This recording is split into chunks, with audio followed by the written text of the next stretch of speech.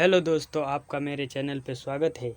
मैं हूँ चैतन्य और हम आज देखने वाले हैं the nightingale and the rose by Oscar Wilde. Wilde एक आयरिश राइटर है और ये बहुत ही कॉम्प्लिकेटेड कहानियाँ लिखते हैं जो कि मुझे बहुत पसंद है। इसी वजह से ये मेरे फेवरेट राइटर है। इनका जन्म 16 अक्टूबर 1854 में हुआ और मृत्यु 30 नवंबर 1900 में हुई। उन्होंने बहुत सी कहानियाँ लिखी, उन्हीं में से एक यह कहानी है जो पहली बार 1888 में पब्लिश की गई और फिर 1927 में दोबारा पब्लिश की गई। इस कहानी में हमें एक नाइटिंगेल यानी बुलबुल और रोज़ यानी गुलाब के बारे में बताया गया है। इस स्टोरी में मेन थीम लव और सैक्रिफाइस है।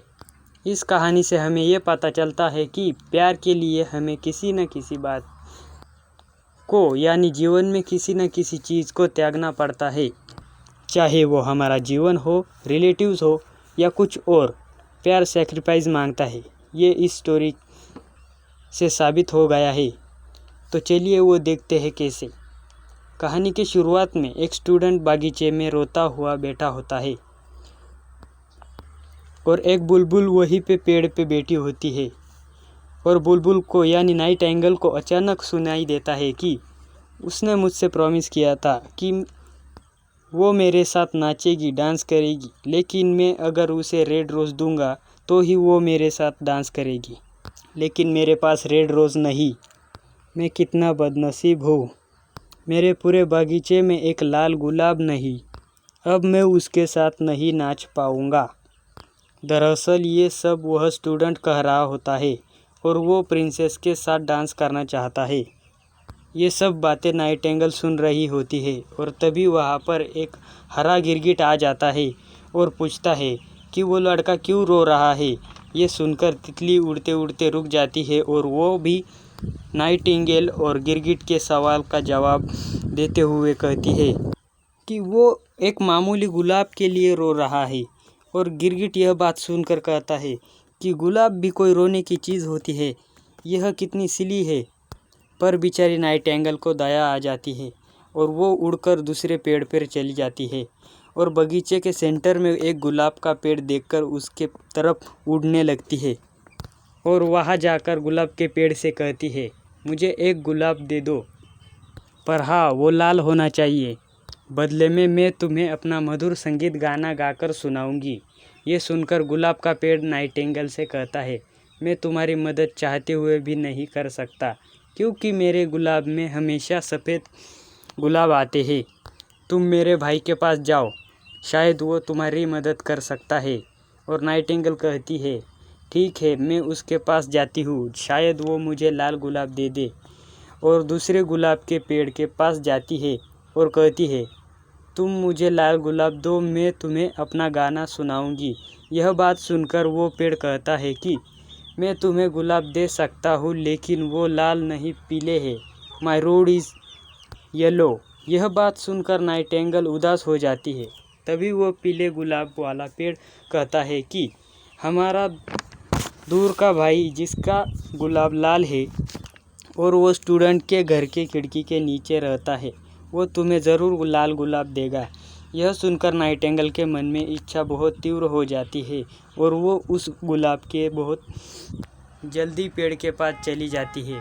तभी उससे सेम वही कहती है कि तुम मुझे गुलाब दो, मैं तुम्हें गाना गा के सुनाऊंगी। लेकिन वो पेड़ कहता है कि मेरे गुलाब हवा की वजह से टूटकर बिखर गए हैं।